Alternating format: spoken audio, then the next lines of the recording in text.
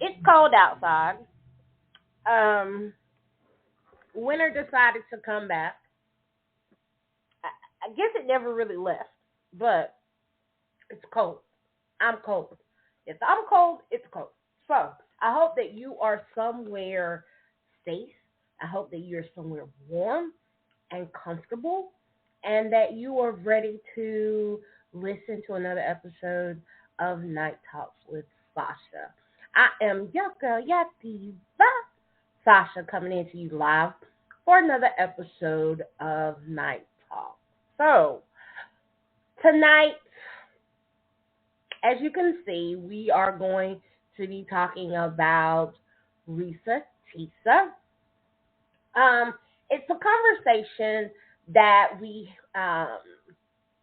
started last Friday, and we didn't really get a chance to hit on that topic of talking about the 50-part series.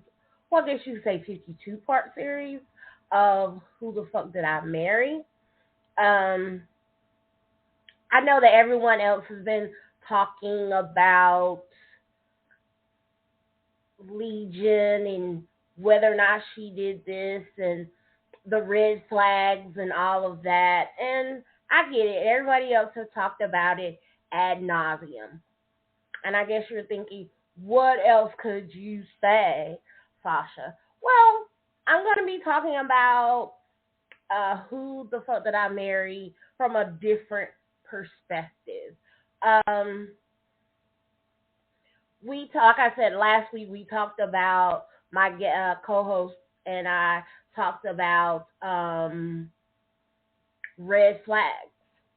And so tonight, I want to get into about those red flags again. I also want to talk about um, the amount of backlash, criticism, judgment, but we know that's going to happen because someone has put their life out on social media for everyone to pick through. But I just I want to go from a different perspective. So we're going to talk about that tonight. Also, we're going to talk about the mentally handicapped and how they go viral. And when they go viral, there is no one there to really help them, protect them, and it's sad what happens to a lot of these people. Of course, I know that you can, if you've been on social media, if you've been on TikTok, Facebook, Instagram, you know all of the most of the people that I may be speaking of. Some of the most prominent and the most seen mentally challenged people that are out here is they're not just mentally challenged, but they have physical handicaps as well. One is Kat Johnson. I know that you've seen videos of Kat. You've seen videos of Shamar. Um, you've seen the videos of Mellow Yellow. And I'm sure that there are plenty others out there, but these are the ones that I have personally seen their content and that I can speak on. So we're going to try to get into that conversation as well. Also, we're going to talk about people and their bad behavior. I when you're on social media again, when you're on social media, you leave yourself open to critique, criticism, judgment, and things of that nature. We know that. That is the beast. We get it. Okay. But my thing I want to talk about is I don't really want to call it bullying, but it's this instance of where you make a snotty diss type of comment about a person, a disingenuous comment, but then when the person that you made the comment about comes back and answers you, "Oh, I didn't mean that. I love you. I love that you on there." But a few minutes ago, no, my thing is keep that same energy. A few minutes ago, you were talking about how I looked and my face and all of that rhetoric. And now because I've come back and answered you and responded, now it's, "Oh, well, yeah, okay, I understand." No, stand on that bullshit you talk about. Stand on it. Like, really? Like, you said it, and I've come here. Let's have the conversation. Now you want to kiss ass, and I want to talk about that. Um, let's get into the conversation. So, as I always say, let's talk about it. First, though, before we actually get into the conversation, I want to introduce my guest co-host, Ms. Deidre Gibbs, editor and CEO of HPS Magazine. Um, she's on here. She's got some stuff that she wants to talk to us about and tell of her own experience with the Risa Tisa, Who the Fuck Did I Marry? Hi, Deidre. Hi. How are you? Oh, I'm just peachy. How's the weather in Texas? Let me know. It's It warm. don't know what it wants to do. Yeah, it's Y'all got the sunny. cold front. We got the heat back, but I think we had the cold front for like a day. I want it back. I'd rather have it. I don't know. Hell, because as I get older, I can't take the cold and I can't take the heat. So I gotta pick a struggle. Texas has both struggles, and he just can't make up his mind. Because I think the cold's supposed to come back, but it needs to come back quicker. Yeah, I'm just that groundhog thing supposedly saw its shadow. That sucker is on some medication. I don't trust that thing. Me either. I think that they be tricking it, and you know what? I do believe that they do give it like that little groundhog. They give it a little medication, a little something. Somebody throw some of that little styrofoam right down the hole. Like, come on, gup gup. Yeah, come up here at any old time. Come to the light. Exactly. That's what I think happens as well. But I'm glad that you're in a safe space and that you are cool. This is hot. I'm in a good space. Okay, good. Because I'm freezing. But anyway, so we were talking personally. We were texting back and forth, and we were talking about the Risa Tisa. And you asked me a question, and I think that you asked a really... I'm just going to jump into it if that's okay. Go for it.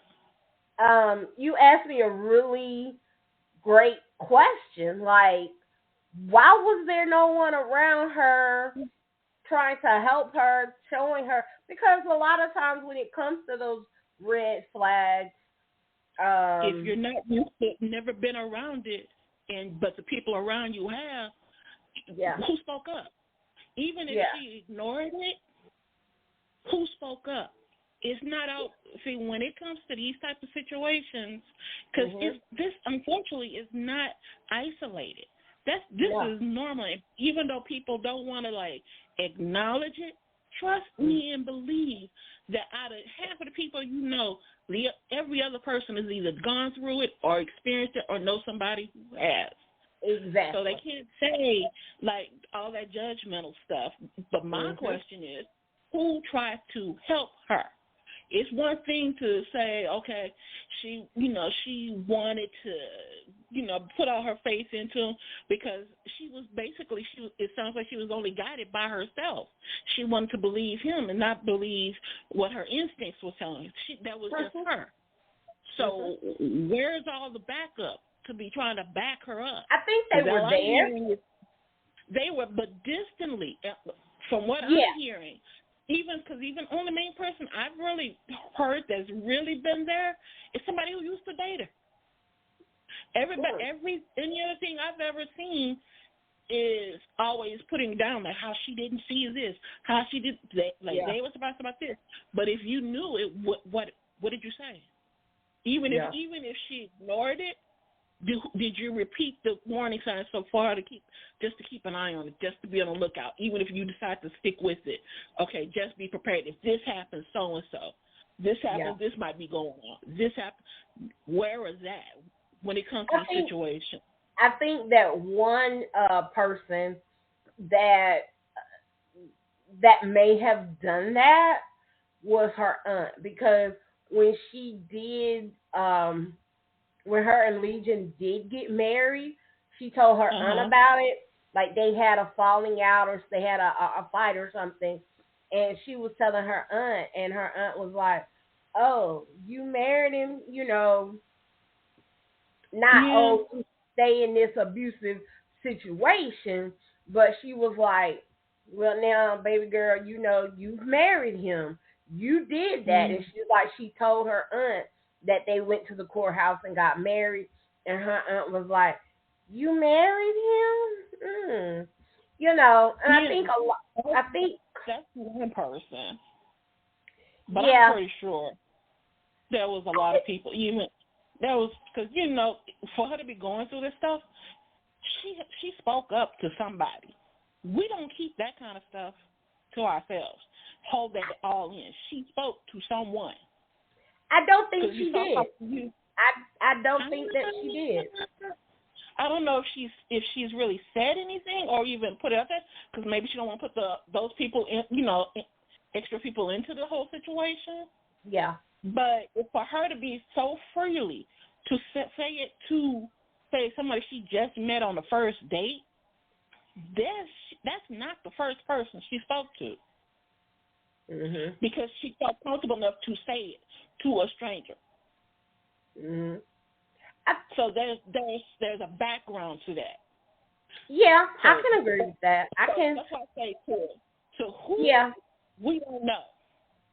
Yeah. But to say that she didn't, no, because she came off her behavior just even going off to the first guy on the first date. That showed no, because that was too much. That was too much willing to tell. If you're gonna completely hide, go through all this, you're gonna hide. That's just too much stress. That's too much crap. That's just too much in the brain. You have to get that out. And she did get it out. She did. But I'm saying, but during the process of it. No, what I mean is, let me say, she got it out by she kept a recorded journal. Oh yeah, I know that's a journal, but even when it comes to recording journal, that's for your mindset, but you still have to get comfortable to say it to someone in front of you. I don't think it's like one thing. It's like, because I keep a journal of when anything gets too much boggled in my head. Sure, I can write it down. I can keep my own journal, but that doesn't take away from me getting it out of my system. Mhm. That just helps clear the head a little bit. But to get it out of your system and then to know, am I doing the right thing? Am I not doing it? That's gonna fill up those spots you just put in the journal.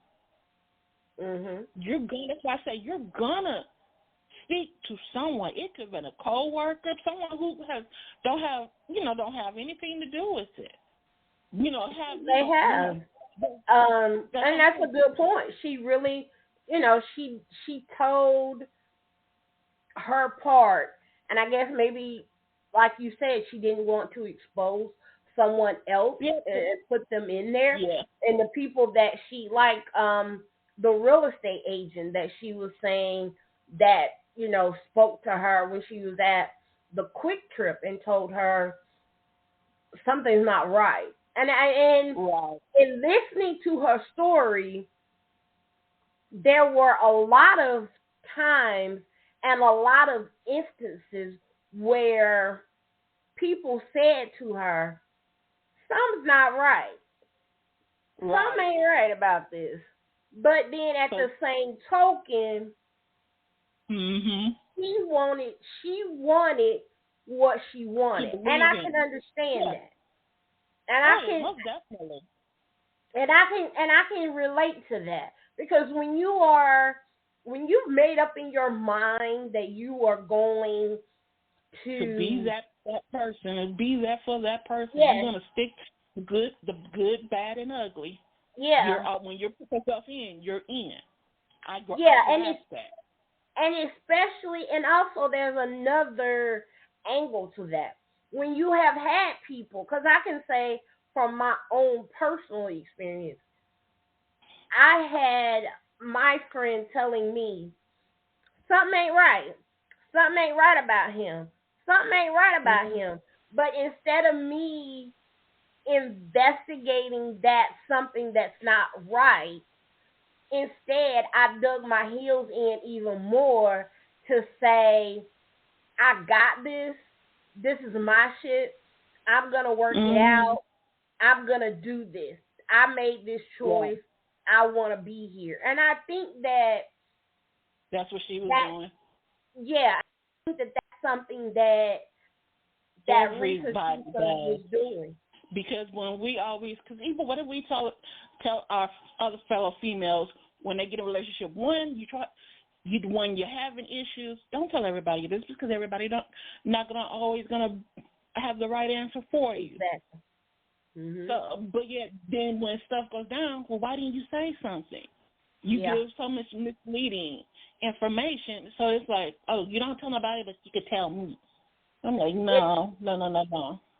And then in other situations also, I had someone tell me, I said, if you see this person around my home, call law enforcement, right? And this individual said, well, you said that he wasn't never coming back before, and he came back. So how do I trust that you're not going to let him back again? And when you say that kind of stuff to people, that puts up a wall. It does. And it makes that person that has reached out to get help out, well, I can't talk to them, because you feel judged. Yeah. Oh, because I understand what everything that she's went through. Mm-hmm. Because I had my own little adventure about over 10, 15 years ago. It thankfully never got to that extent, but if I wouldn't have had my medical background, I could see how I'm like, oh, okay, I could have seen. Yeah, that could have been not to even close to what she went through. Mm-hmm. Because that mentality that the guy went through, that mental illness, that is so deep in our culture, and it's another thing that's always kept. Oh, that's something we don't talk about. Mm-hmm. We don't talk about that. Yep. And it's like, but now it's getting to the point to where we're telling our men, yes, it's okay. You can show your sensitive side. It's okay to cry. It's okay to, but when you start showing me your mental stability is not up to par, don't show me that. I'm out. Peace. Gotta go. No. So that's why people of age now, they're like, okay, you have mental issues, but I'm gonna be there with you. I'm gonna try to help you. I'm gonna, get you go to the counseling with you. Make sure you see this. We're gonna try to do that because it's like we just gave the men the opportunity. You can show us that you need help. You don't always have to be that strong black man. You can show your strength and weakness. Because you're showing the vulnerability. True. And that vulnerability is if you know that there is something not right with your head, it's okay. It's okay. You can tell me. You can own up to it. Hell, everybody not perfect, especially in the brain.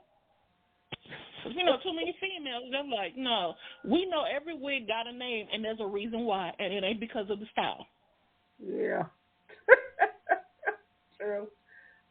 Yeah, so, and but at both ways.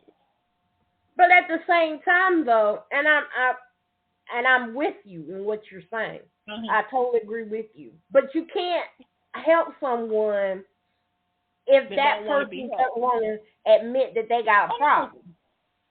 No, I don't. If they don't want the help, that's when you see out of any red flags, because everybody, one person's red flag is not going to be another person.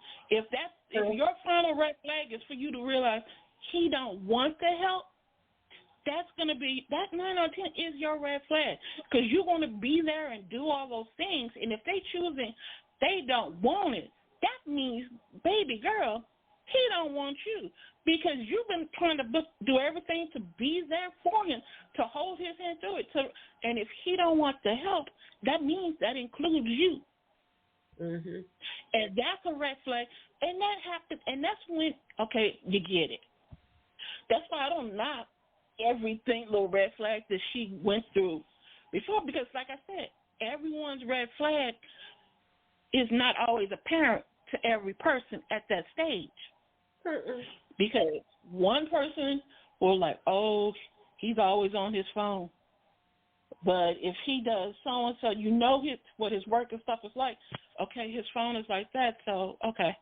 You see something different from what others tell you, then okay. It gets a bypass. That means we're going to let it pass for now, but we're going to buy our time and keep an eye on it. Exactly.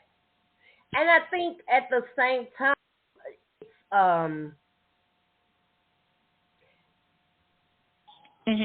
everyone's I agree.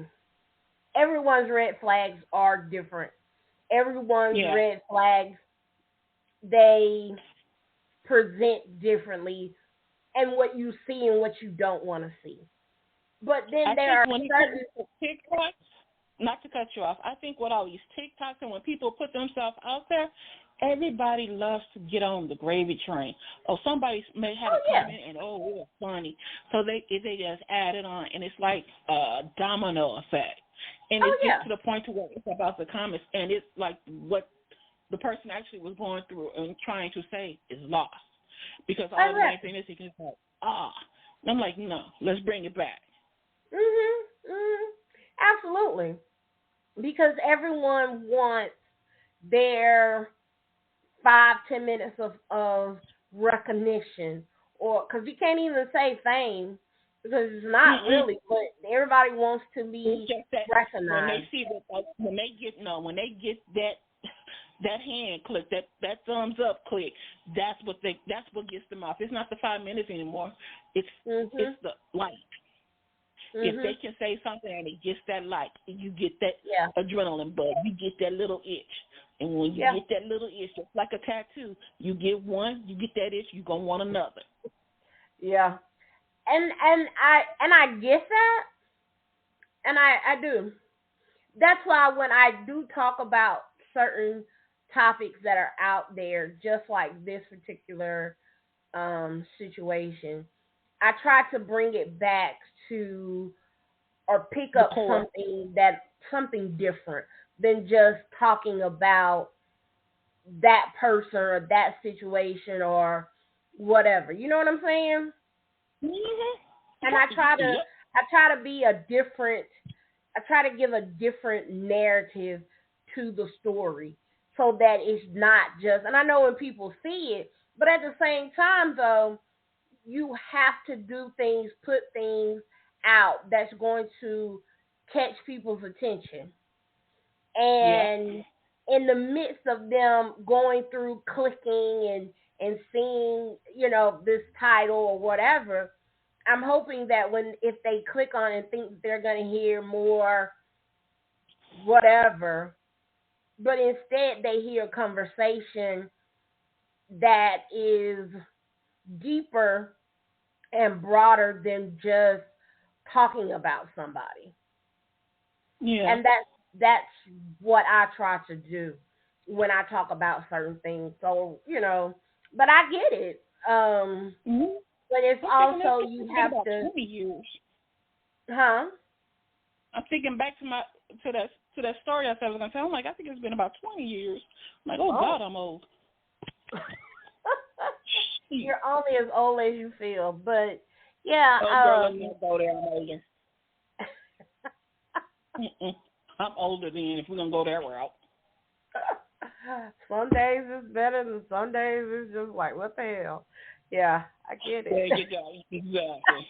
Yeah, I definitely get it. But I'm gonna let you tell your story. Go ahead and tell your story. Yeah, I know you itching for this one. Okay, let's go back 20 years. Oh, here wow. in Houston, we have a Metro Rail. Now, for those that are here in Houston, there's usually when you're on the Metro Rail, it's like either you're just a regular person. Sometimes you'll see police officers on there, or those kind of things. Mm-hmm. It's rare that you find firefighters. Now, for me, where I worked at the time, I worked really close to the medical center. Okay. But I'm like, good, 5 to 10 minutes away from it. But it's like I'm in the NRG area. And instead of going, where I worked at, it was easier to get on the rail to like go get lunch, because in the medical center there's, a lot of restaurants or whatever, so you can get something, get on the rail and come right back on. Yeah. Now those that know that area, there are, if I remember correctly, 2 fire stations in that direction. So I've seen firefighters on the rail. It's not that kind of shocking for me.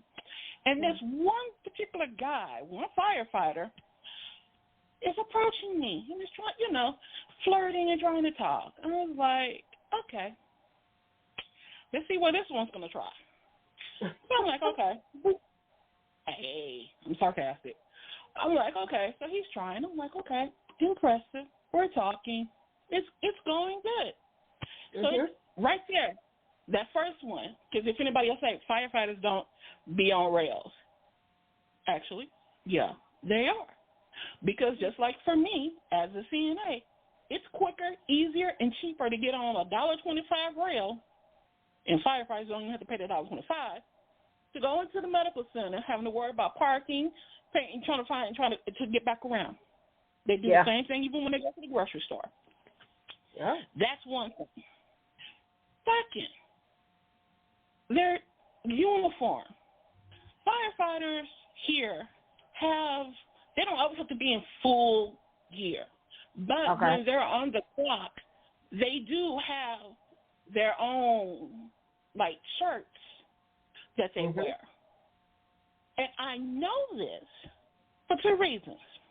One, I work in the medical field.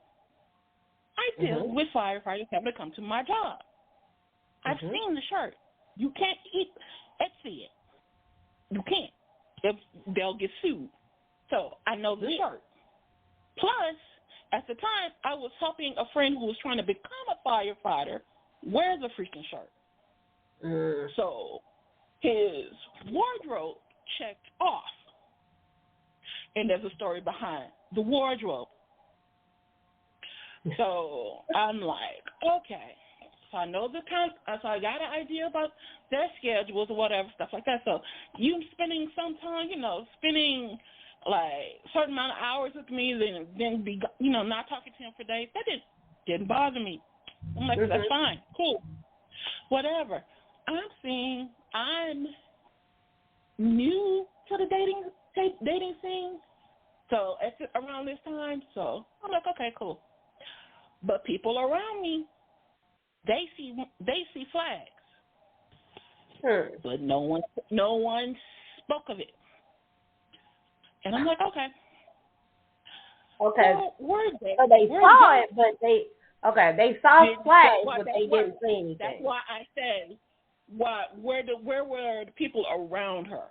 Because even though I'm pretty stubborn and whatever, but if somebody who is looking out for me sees something, they say something. Yeah. And if you don't say something and want to talk afterwards, you're not looking out for me. Okay. So I'm like, okay. That includes family, friends, anybody, neighbor, godparents. Everybody counts. Gotcha. Now, we go on dating for about, I'm going to say 2 months. Okay. And it's decently going for me smoothly. I'm like, he took me to my first hockey game. We got in. Hey, it's firefighters night. They, get in free. Mm-hmm. I'm all for a decent night out. Well, nobody got to pay. Cool. Mm-hmm. Red people, other people, flag. I'm like, no. But I did wonder why, like, when he would go get something to drink or whatever, people behind us were laughing. But I'm like, you know what? Big girl, about average size guy. Okay. I try to ignore it. I'm like, I'm not going to go there. I'm having fun. Not knowing that the people are laughing because when he went to go get snacks or whatever, he was trying to flirt. He was flirting with people while I was sitting watching the game.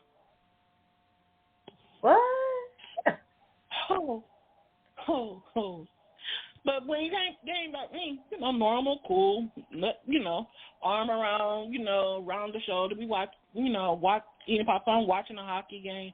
I'm like, okay, this is, oblivious. Mhm. Until my red flag came up now he even went with me to a doctor's appointment because he was like coming, going on break, and I had a doctor's appointment, so he met me there. And I was like, okay, he's concerned. I'm like, okay, cool. Brownie points. Okay. Mhm. My flag came when cars were passing us, and he started getting angry. And I'm like, I'm keeping my mouth shut because I've learned that working in the lockdown unit, observe, don't speak, just observe. Mm-hmm. And these cars are not like someone like driving too close to us or any kind of crazy scenario for someone to be getting angry at. Mm-hmm. They just on their merry own way driving down the street. And I'm like, okay, we got an issue.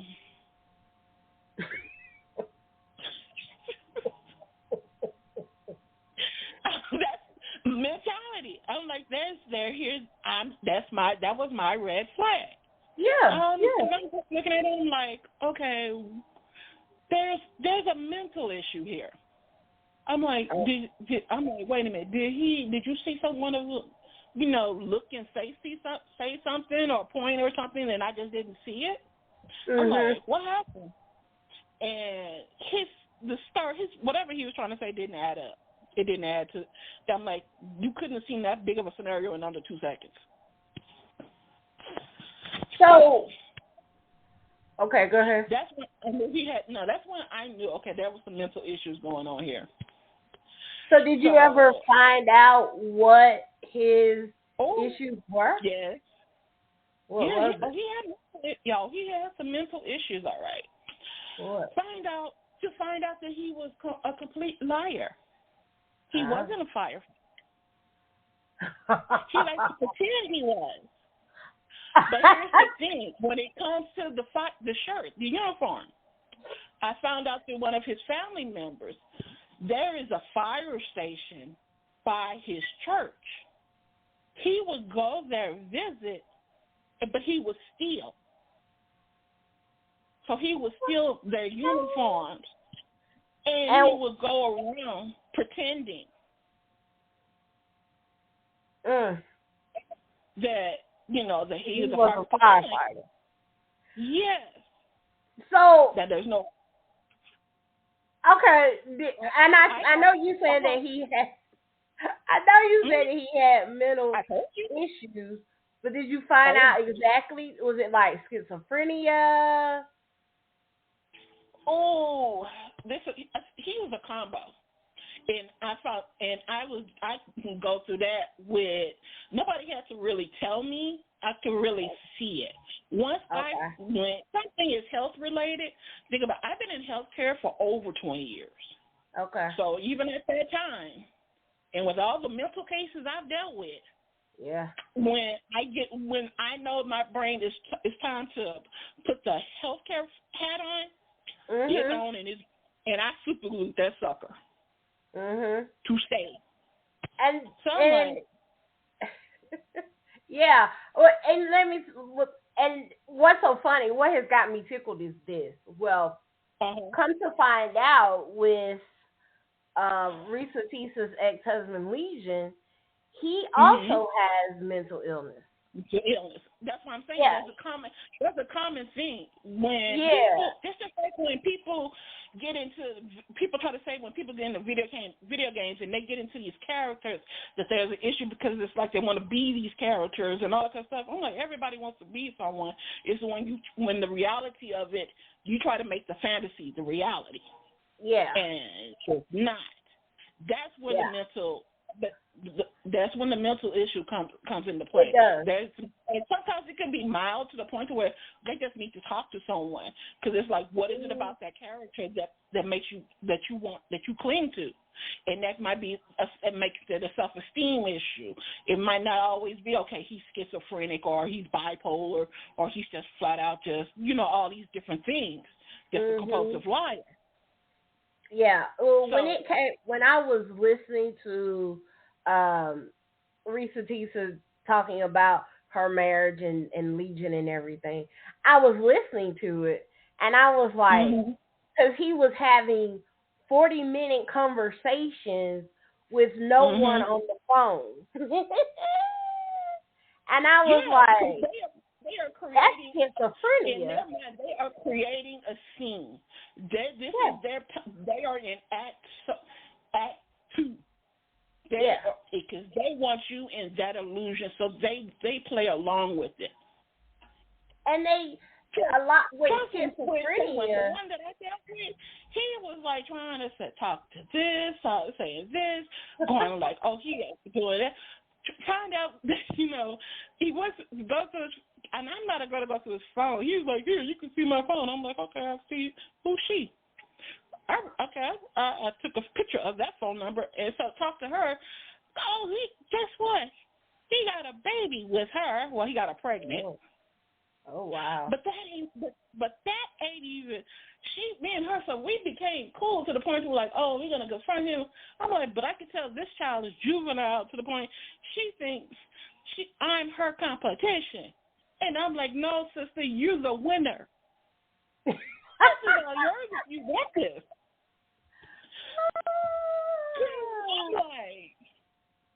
But there was so much that he was doing, and it was like I couldn't press charges. I looked into pressing charges because it's against the law. That is somebody. Yeah, that's you pretending to be an officer. That's against the law. But the way because of he has a mental illness, no charges. Well, and also they have to. There's a way we got him in jail. There's a way we got him in jail. There's a way for you to get caught. One was funny. And there's a way for you to get caught, but you have to be in the midst of doing it. Like, you know what I'm saying? You can't be. But there's other people to get to that point. Unfortunately, there has to be more. There was so more victims, but at the point when he finally did, when the final time in jail got him, the victim paid such a hard price, and it wasn't just the fact of no, seriously, health-wise, they paid a serious price for him betrayal, him lying, him because he would always go back to these fire stations and steal their uniforms. If it wasn't that, he was still the badge, or he was still the shirts, or he was still, he was still the whole outfit. He was still equipment. Yes. Because he would go in. And it was like, the one that was in that neighborhood at that church, because I got real close with, I think it was his uncle. And that, me and him stuck to glue till he passed. But that's how we were able to pinpoint, there was so many victims. And it's sad to say victims.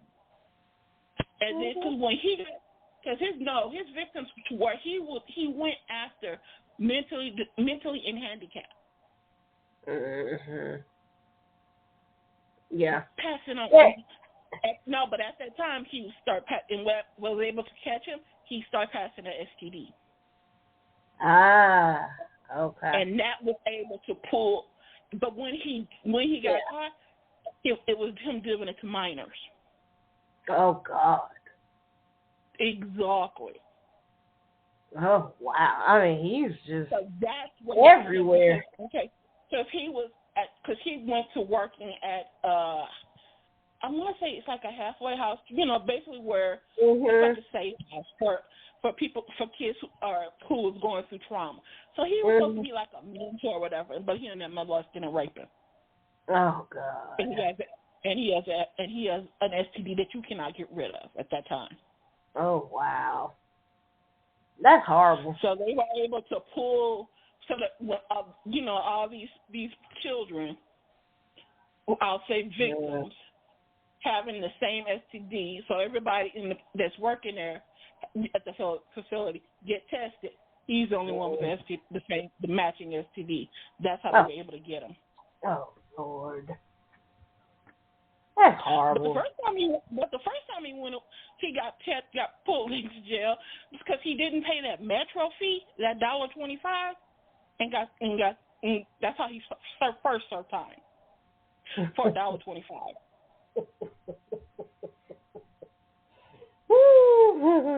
You would think a firefighter could afford $1. Yeah, the firefighter don't even have to pay it. So, yeah. Because those cops that you normally see in there, sometimes, they go through and they're checking to see your fare card to see who's paying. They're not just patrolling. Some of them are checking to see, did you pay your fare? And I think a lot of times people think that when someone is mentally ill, when they are mentally disturbed with schizophrenia, or that they are not. They think the movies and what they see on TV screens. Yeah. They think that they're not functional. They think that they are irrational a lot of times, and that's not the case. That's not all of them. No, it's not. They go through phases to where they might just seem like, oh, they're high strung. They may seem like they're just passionate about something. They just they're just an angry person. All these different things. It comes because it's just when certain things that ignite, they ignite that's when you find out. Or they have I know somebody who was bipolar, and her mother was heavily bipolar to the point where I'm like, girl, you already know. She got tested and knew she was bipolar, but refused to take medications.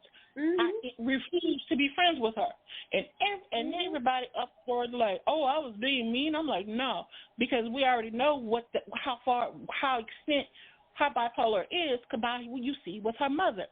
And I already see with all the crap that you've done at this particular time to get to this point, to where I'm like, no, there's no way I'm going to put myself in these situations knowing it could end with medication. And you choose not to. Since you made that choice, I'm making mine. Peace. Yeah, I mean, you have to. Your peace is always more important than a lot of things. But also, I can understand. But it's like, for somebody, if some people are going to be there for you, it's like everybody needs someone, but it's a give and take. It can't always be take. Once you do, because that caregiver or that person who likes to give, if you drain them dry, what is left for you to take until you move on? You just move on to something else until that person get their energy back for you to come back and try to take it. Some people don't ever get their energy back. I know. They just drain. Yeah, they become big turtles. They just drain. But I can also understand, because I know some people personally that are bipolar, and it's sometimes it's not that they don't want to take their medication. It's when you're taking that particular medication for that condition, you don't have it's hard for you to have a life sometimes because the effects it has on you. Some people resist taking it because it's like they can't be themselves without having to take it. Oh, and I get that. I get that. But then it's like there's times where you work on your dosage. There are ways to deal with it, but the fact of it is dealing with it, not ignoring it or pushing I don't want to deal with it. That's the problem. That's like somebody who's an alcoholic, you date someone and you see right off the bat, you go out with this person and they have a drink or whatever, you see they can't hold their liquor.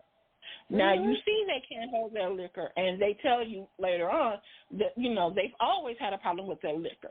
Now if you stay with them and you know that they need some AA and they don't go, are you going to stay?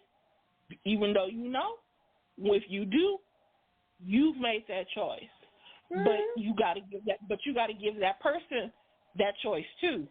That if they don't help themselves, how what am I here for? Because I can't help you if you don't help yourself. That's true. And it's a double-edged sword sometimes, because it really is. You have to. Remember when I brought up frenemies? Yeah, that was that's a bipolar story right there. Yeah, like I said, I know some people that are bipolar. I know some people that have major depression, and it's all the medication does what it's supposed to do at a price. Exactly, and sometimes for some people that price is too high, and then sometimes the medication stops working. And they have to continue to try to find something, that works. But then, and that's the thing right there. You continue to try no matter what it is. You do. If you see somebody if you're with somebody through thick and thin, if you choose to be with that person, if you're knowing and they're trying to fix that problem, you just like when any relationship, you don't listen to the naysayers. That's your relationship. That's your life. But when that person is being manipulative, lying, stealing, being all compulsive, all these things that you are not aware of until you see your red, and you don't even find those things out until after you see your red flag. That's where for me, I don't hold that person accountable for those missed flags, because when they weren't shown it. And if, like I said, where were all these people where was these other people to say? Because like I had people try it, and once their mouth started, I shut it. I'm like, why are you saying it now? Okay. I think that you can see them. And okay, this is what I feel. To a degree. if you're new to it, and these are flags that you see that it's something, but you can't pinpoint it exactly because you never experienced it. You hold on to it, but just like you're learning a person. Is it something and so you're in your mind, you're like, is it something I need to be worried about? This is just how this person's personality is? Is this whatever? Is this something that I can't deal with? You try to figure out, can you handle the situation? Because at what is being shown to you. And the key factor is what that person is showing her. And even though it's an illusion, she can only go by that illusion. Because nobody around is giving any instance to go against that illusion. I hear you, but I disagree. I think that illusion is what, in this particular case, I think the illusion is what made her continuously hold on. Not so much because she didn't recognize. I agree with that. She had thoughts. She had moments where something didn't feel right, but instead of trusting herself and investigating those moments and taking a step back, she locked in, and I can't. And that locking in thing, that's a thing within our community that we hear. I lock in. You gotta lock in with your man. You gotta lock in with your man. I'm with you. And that shit is toxic. Because if you don't lock in with him, somebody else gonna lock in with him. So you gotta show your grounds. Let him know that babe, I'm gonna be that girl, that chick that's gonna be there for you. We're on the exact same page. That's all. Like all she had to make her evaluations was the illusion. We're on the exact same page. So can't knock somebody for the illusion. That's like somebody who watches supposed to be a true to life movie and then find out and everybody's all in it and put spits for the pay-per-view and all that kind of stuff. Then get upset when they find out they got the information wrong. And I don't think that you can knock. My thing is about the judgment and the knocking of her is you can have your opinion. That's a pivot. Have your opinion, but to have your opinion and for people to look down on her as if they themselves have not been in these same similar situations, that's my issue. Because I can say a lot of people are not trying to knock her down because that's stuff that is so. Even though it's like an old school thing of keeping it on the low, we don't let people know that this person took advantage of you this way. We don't let people know. I'm like, no, you let people know so that way somebody else can know to know better. So like this is what that person's doing. Exactly. So and you have to tell, and not only that, but your story is your story, and you have a right to tell your story and how it went down. How it happened to you, how you viewed it. Now, and like she did, she came back and she tried to correct some things that were wrong. Was asked to correct some things, and she did that. And like I don't have a problem with that. And I get it. I totally get where she's coming from, how she did what she did, and how she said what she said. And I don't judge her. Actions and for her points to where everybody's saying, well, why didn't? I'm like, no, I get it now. Foresight, like they say, foresight is 20/20. You see it now, but you didn't see it back then. Who hasn't done that? Exactly. But you want to say quick because that's because you see it. Because you see it because she's telling it. So if she wouldn't have told you, you wouldn't have anything. Those negative people wouldn't have nothing to say. And again, not only that, but to try to sit up like Charlemagne, that's big back behavior. No, there are skinny women, smaller women with little backs, as T.S. Madison said, with little backs that have the same damn issue. They thirsty. Like I said, every other person on this planet has either been through it freaking themselves or know somebody who has. So it's just the fact that you just want to put down the person who is willing to speak about it. Exactly. And they put themselves out there.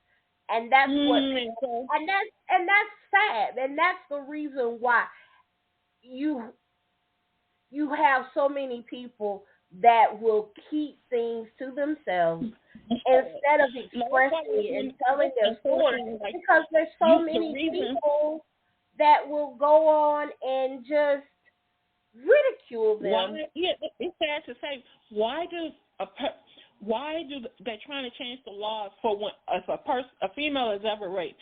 Because right now they have 7 years to say something. They're trying to increase it because it's like.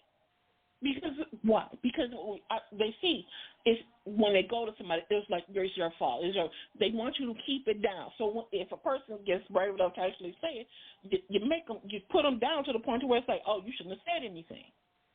So that's why now they're trying to increase the time frame to where it's okay to speak up.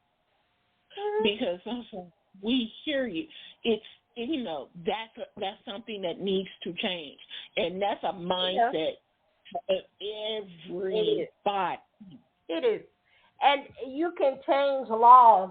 That's like I was having a conversation with a friend this morning, and like we were talking about racism, and I was saying, like I would like to eradicate this and do it this way and do it that way. And I'm like, yeah, that's true.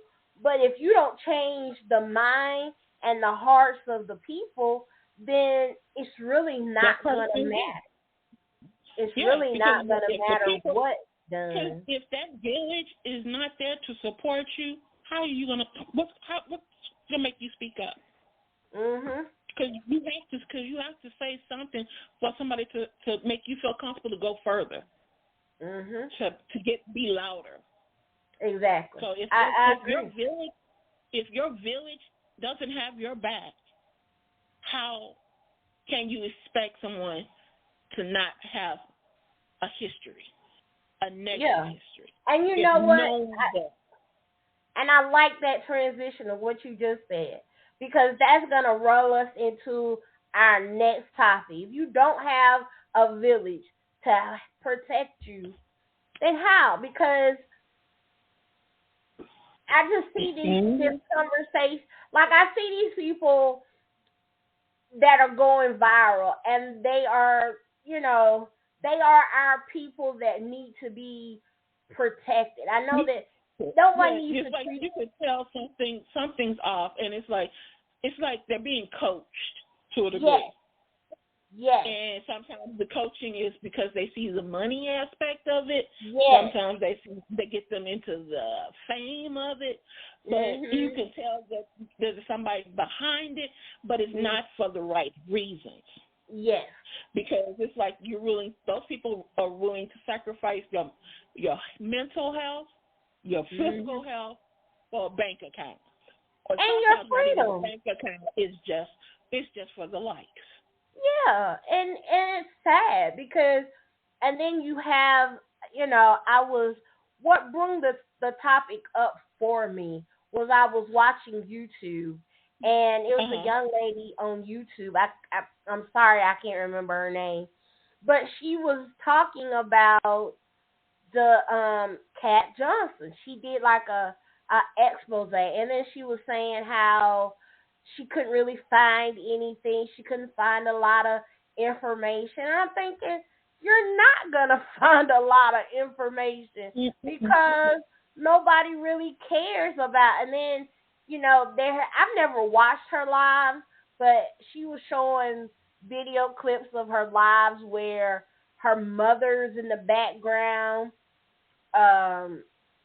just saying some of the most awful things. Like, Yeah.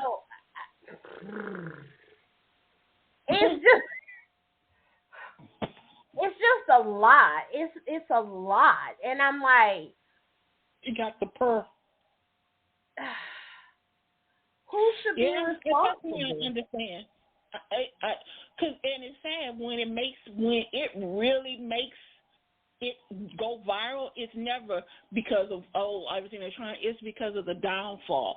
It's because of it's so much of the negatives. Like this person put this person through all this, and it's like only thing that comes for their 15 minutes of fame, and it's like it's the negativity. Yeah, it's not that they were trying to help this person. You showcasing this person's with Down syndrome. You're showcasing this person's mental health.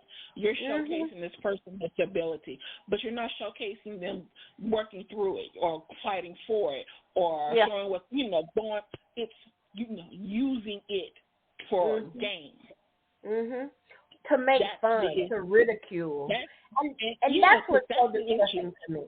That will always be the issue when it comes. That's why there's so many organizations and stuff like to protect, because unfortunately it's like those organizations are having to reorganize themselves, especially because they have to get used to online. Because normally they have to deal with it face to face or at schools and stuff like that. Now they got to worry about online crap.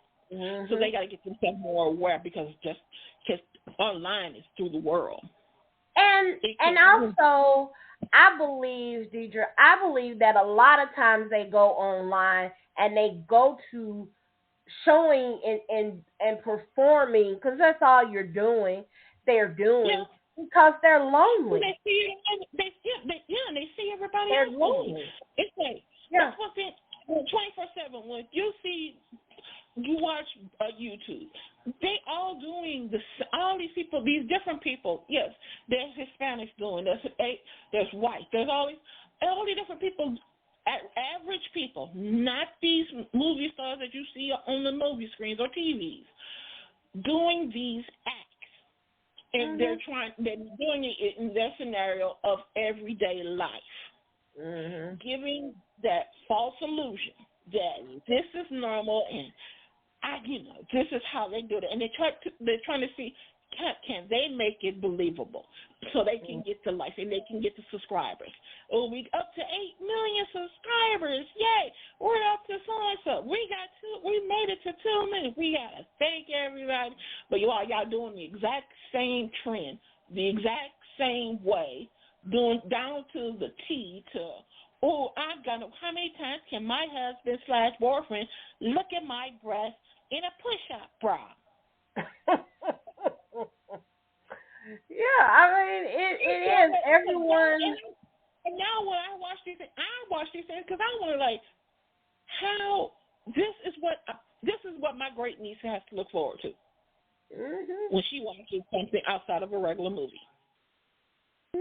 When she grows up, and I want to be able to have the mindset to where I can guide this child to learn what to watch for and to realize these are just characters. Acting. These are just characters acting. It's not. I'm not saying not to be entertained. If you find one that you feel, by all means watch it, but don't believe it's realistic. Don't believe, did they go, this person go, after they hit their 2 million for their 25th birthday, they went to Dubai? They really might have.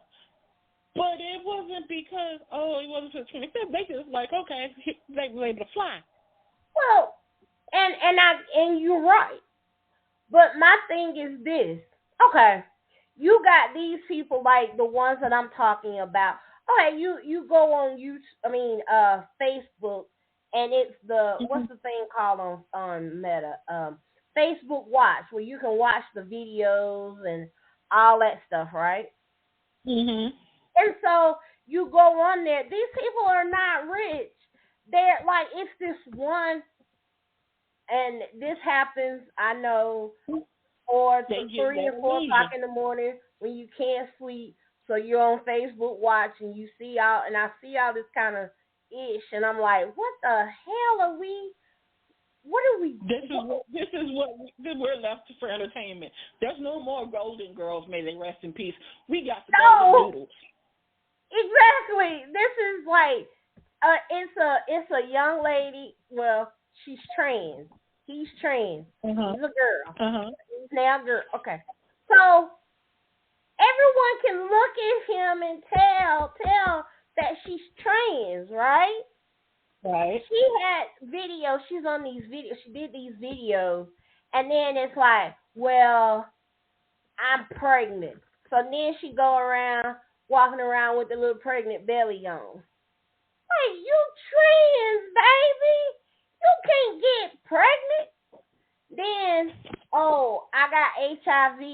And so the thing of it is you got these people out here that are doing these subpar, low budget, bullshit ass videos, and people are watching it and liking it. And then every time what you throw up, oh, throw up your Cash App. Throw up your Cash App. Throw up your Cash App. I'm gonna send you $50. I'm gonna Cash App somebody $100. I'm like, and this is all mainly triggered straight for the youth, because these grown folks for the most part got the common sense to know better. And it's like this is toward youth. All it is, in my opinion, it's another form. You prostituting, you hooking, you prostituting yourself out here for Cash App and for likes. Y'all like my stuff. Y'all like my this. Y'all like my that. And then people are on here saying, channel where you like $1.99. Yeah, you're disgusting. Look at and you look at the places where these people live, like Shamar. He went viral. I don't know how many times. He had friends, so-called friends. What's old girl name from Love and Hip Hop? Shakina or whatever. She had him on her live on her Instagram, her IG live, and Shamar, don't you be talking like this. Don't you be talking about you gonna kill yourself, friend. Cause friend, that ain't what we do. We don't do that, friend. But then in the next breath, you talking about him. You calling him nasty, trashy, low brow. Basically live on and live. But then it's like, oh, but y'all can talk about him, talk about Shamar, but don't talk about his body, cause he was born with scoliosis. Like, you taking it too far. Well, what's too far? You can take it too far, but you can't. But what's too far? To me, that's the question. What's too far? Yeah, because I feel like we've gotten too circle that's around it. It's too far is when they can't make a profit off of it. But because we've gotten too far as it is. It's going you're losing subscribers and your income is going down instead of up. That's when it's gone too far. Because otherwise, if there wasn't no hold up, stop, they keep going. Yeah. So that's when you see these people on YouTube and on the hundreds, they're doing their apologies and they're stepping away for a while because they're like trying to get because they went too freaking far. People say, okay, whoa, that's too much. That actually hurt somebody. Whoa, yeah. I saw a real accident with somebody got hurt. That is like that person cool. Did you help with their medical bills? All these other things, and they're like seeing us and saying, no, that's not cool what you did. Now there's an issue. It ain't just all fun and games. Like, oh, let's run a speed race and do all stuff. And when the car crashes and somebody got hurt, what'd you do besides hurt? Get the hoodoo out of there. Exactly. My question is this: when you do things for profit, how do you pay the price when those profits go down? And my question is this: mm-hmm. So,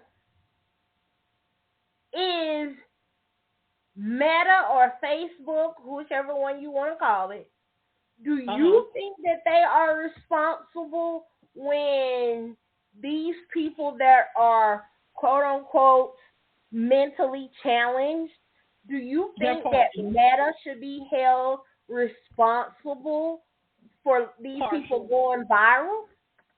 I give partial. I won't say full blame. I like one thing I do give them, if it has to, there has to be an upward. If they don't meet this, their videos don't meet their criteria, like the rules that they put in place, and people complain about it, and they don't strip it and investigate and do whatever. If they don't do that, yes, they're completely liable. But when people do, and they usually take swift action, because I'm like, they're not trying to lose their ducats either, because this is a straight business. So they're not trying to lose their money and their ability to bring in people. So yeah, that's partial. But when it goes into those that that showcasing and putting all these things into the world for other people to see, those to me will always be the core ones that need to go to court, get charged, because you're the one that's putting all the work to create it. The Facebook stuff, they are the truthfully the aftermath after it's been created, because it takes time to make those scenes and to make those scenarios. So they're not the ones that put that together. They're like part two, because after all that stuff is done, they're just the ones. Okay, it just showed on their platform. Now, if they follow the platform rules, okay, this stays up front. But if people complain that this did not meet the criteria or whatever, then yes, if they don't take action, then yes, they need to pay fines, penalties, and all other stuff. But the first person to be fined, nope, it's the creator, not the. Even though the creator, because like the people that I'm talking about, they are not.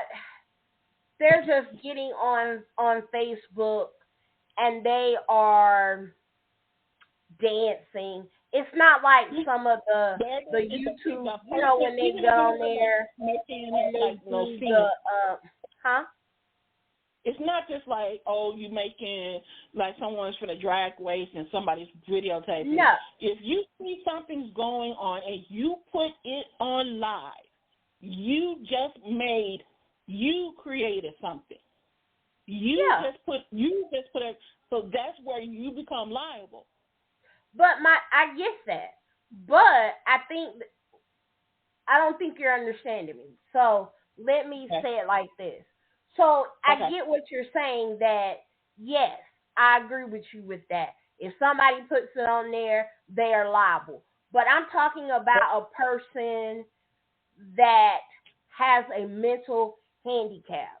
Like they have the mentality of, even though their body is 39, 40, whatever years old, but they have the mentality of a child.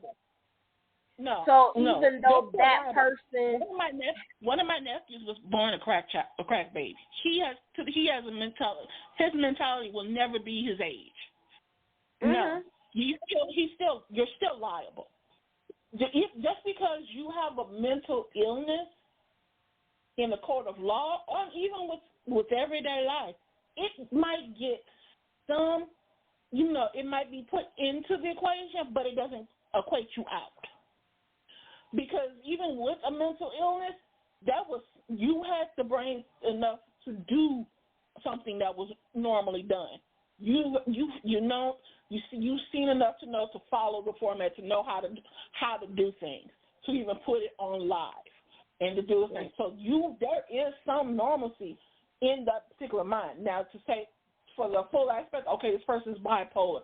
This person it's complete, got other types of mental issues. I'm talking about someone that suffers from mental retardation. Even still, yes. Okay. I'm on the same page. Just because you have a disability, including including mental retardation. Yes, it takes into question to what is, yes, in states they have those things, but they function. How does this person function as a regular day life? This person can follow. This person knows how to follow directions because they've seen how this is done, and they were able to repeat it. So it's like this person does these things, and any other time to do like the norm. So when he does something when that person does something that's a negative, does they get a free pass because their illness? I was like, well, okay, he had a mental illness, so they, that's the reason why he should get excused for shooting somebody. But because he, despite being around his surroundings and being with hanging around gang members and being on stuff, because he has a mental illness, he should get a pass. That's not always the case. No, I don't think that. I will never say not to put it into the equation, because each equation is going to be different. Because automatically it's got to be case by case, because one person's disability is going to be worse off than another. But overall, but to say that because someone has a disability, they should get, it's like they should pass that because they did something. No, just because you have a disability, you don't get a free pass. I'm becoming into the disability world. I'm not looking for a free pass. I still look and talk and for the most part move, but just because what people see is like normal, but my insides, it's a disability. So when if I go and draw something, I'm like, well, her disability played a part in her actions to do that. Prove it, because any other time it's just seen being normal. So for me, it's a case by case. But just because you have a disability, that doesn't give you a pass of doing something wrong. No, I don't believe that either. I don't believe that just because a person has a mental handicap that they should. A lot of people are quick to use it. They're quick. Well, yeah. If it's on paper, if it's like a doctor diagnosed it, they're quick to say, this person has this, so this should be taken in consideration to where even if they're going to get a guilty plea, it's like the sentencing shouldn't be as harsh because this is a fact. Yeah, because sometimes you have to look at a person's competency. It's a case by case. I think personally, it's hard to say about everyone. It's a case by case, but just by case by case, just to say overview just automatically, no. No, I don't think that. I think that there is a point where people. Wait a minute. Let me finish what I'm gonna say. Hold on. Go ahead. Still going, but go ahead. We both say. I don't think that someone should get a pass because they have a disability or because they have a mental handicap. If you've done something wrong, you've done something wrong. But I do, as you said, I do think that it should be a case by case, and that person's competency should be evaluated. But now, when I go into talking about going viral on social media and their home life, you can see that this person's home life is not the best and they're getting money. I think that there should be, I feel like Facebook, and I know once I say this, and I know people will be like, well, then they'll go against everyone, and I get that. But I think that there should be some type of way to determine if this person has the capability of managing their own money. That's out of their realm. It is. I get it. To me, it is. You know, so now that's when that's why when it comes to that, they can now I can see if they put in and with all their rules and stuff, if there's somebody that and you can see usually a disability and stuff like that when it comes to finances, like put into where there is somebody that's working that whatever money that comes in through them, it goes through a third person, just like with the British conservatorship. But there's so many laws though to where it's like, because that's them making decision about somebody that it's just from a video. They don't have the hard evidence to say. They're just going by what they want, trying to go on their platform. That's true. It's an idealistic. I think it would be for somebody if people like that. When I say that village, if they see that somebody wants to do this, I think if there was a true village behind that person, they would do the conservatorship. So they would. Guess what? They know whoever's around the money. It's not for money. It's whatever. It's because this is what this person wants with the disability. This is what they want to do, and they're doing it in a healthy, productive way. And I think that's my biggest issue. That would be fine, but unfortunately, 90% of the time, it probably is not.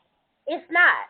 And a lot of the times, these people are going viral not for doing something positive, constructive, or anything. It's where they have just made an ass of themselves. Yeah. And they, and it's going viral because they're being mocked. And I just think, and at this, it's distasteful. It is distasteful to me. And a lot of times, people will take the distasteful as positive. They got something out of it, so they'll continue to continue on that level.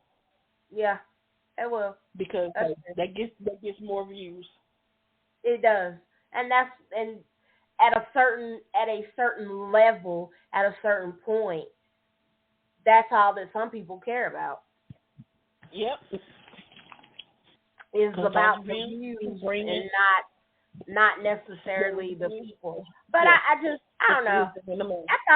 I thought that it was a conversation to be had, and that's what I do.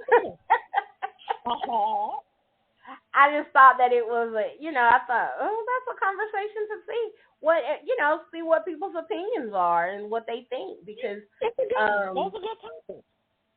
I don't know. I just see a lot of stuff on social media as of late that is really just kind of sad.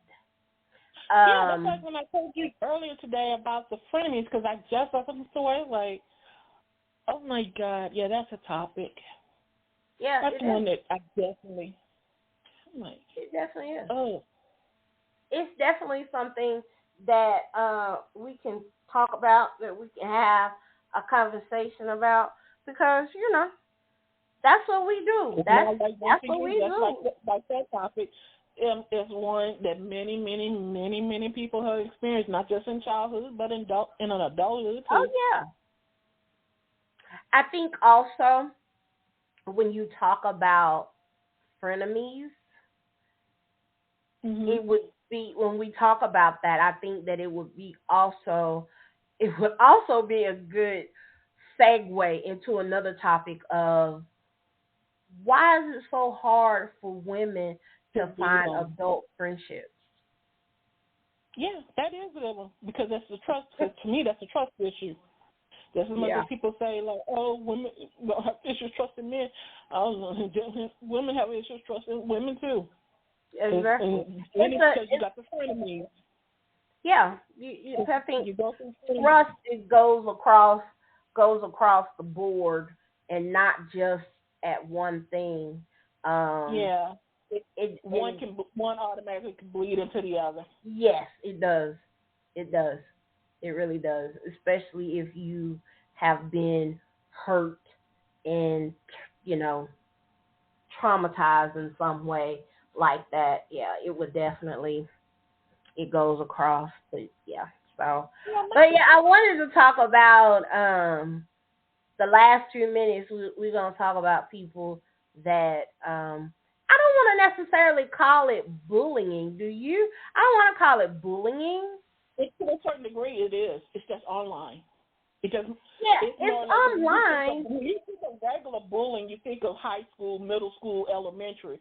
But when it's online and stuff, yeah, it's just online. It's still bullying. It's just more online bullying. So even though, somebody that's talking mess about, well, yeah, I guess you could see that. I can see that. Somebody put something positive out and all that stuff, and here you are trying to come and try to knock them down. That's bullying. Yeah. What that person do? You coming in trying to make that's bullying. Yeah. You coming in trying to disrupt their few minutes of shine or whatever. Yeah. That's bullying. Yeah. Would you call? The sense does make you go into a post about shut up? No, go away. That's trying to bully. I'm like, who are you? Do you know you just said that to a black woman with almost 5,000 on her Facebook? Do you really think I don't have a beehive? Yeah, enjoy. Yeah, I just don't. I don't understand. People that do that, like I said, if you have adulthood, they did it when they were in their childhood. Yes, I agree. And there are some to where I've been around, and I said, I'm that type to keep my mouth closed and observe. I've just been around ones that did it in childhood to adulthood. I've been around ones that they never did it as a child, but they wanted to, and they waited, and online was their time to shine. Stuff that they always wanted to do, but they were too scared to do it because they couldn't handle the retaliation. Like the one that you were talking about, like they couldn't keep that level. Yeah, because that was one of those. Yeah. Something they always wanted to do, but couldn't keep up that tempo because they didn't have no comeback. Yeah. It's still, girl, look. Those are the ones that really piss me off. Those are the ones that piss me off. I don't know. This one ticked my family off. I mean my cousins, not my siblings. This ticked the cuz. Because at this particular time, because I'm like, in the groups that we were in, I had posted a children's post because I'm like, it was a kiddie thing, and somebody went on there calling me every kind of bitch, hoe, kill yourself, blah blah blah. They just went down, and I'm just like, are you mad? Why? What's going on? Did you not take your medication? I'm ticking them off to the T. That post kept going longer and longer because I'm like, are you trying to bully a grown woman? You're trying to bully not just a grown woman, me? Are you serious? Did you? And I'm like, did you not know who you're? Okay, no. So let me introduce you to everybody who's now haunted every page you have. Touch points. I think they were off Facebook for a whole year. Oh wow! You have your beehive. Beyonce got her beehive. I have my own clique because I'm that precious one. Nobody messes with Didi. Didi don't go no corners, and Didi don't get played with. Well, I told you what I do with people now that try to say awful things to me on Instagram. I block them. When I had to do that post? Remember when I did that post about Homeboy? I had to do that post like, I'm not gonna hide. If I don't like something, yes, you can hear me like talk under my breath. I'm like, please don't think that inboxing me is gonna make it any better. Better? Yeah, I've had that too. Like you're really gonna hurt me more since you decided not to do it bully publicly. You're gonna try to bully me behind closed doors. Like it's gonna be intense. Shit. I'm like, what level of grade school did you not complete? Yeah, exactly. Like, and I'm quick to say that to people. What the fuck? Like, and I hate to say this. And like it happened the other day on Instagram, and it made me mad when she tried to like with your stupid ass. You have a right to be mad. I don't like. It's a how dare you. It's a how dare you moment. Yeah, I don't like people like trying to make me come out of character, but I did tell her to go play in traffic. No. I have no problem reminding a certain friend, my other when they stepped out of line. I'm like, you do know if my friend wouldn't have passed, you would have been pushed into traffic a long time ago. Yeah, like go play in traffic. Everybody keep that same energy. Like I don't have to do that. You know, you almost got pushed into traffic many times. I'm like, she's a ghost. She might be a ghost. She might be a ghost now, but she might still can do it. But you don't.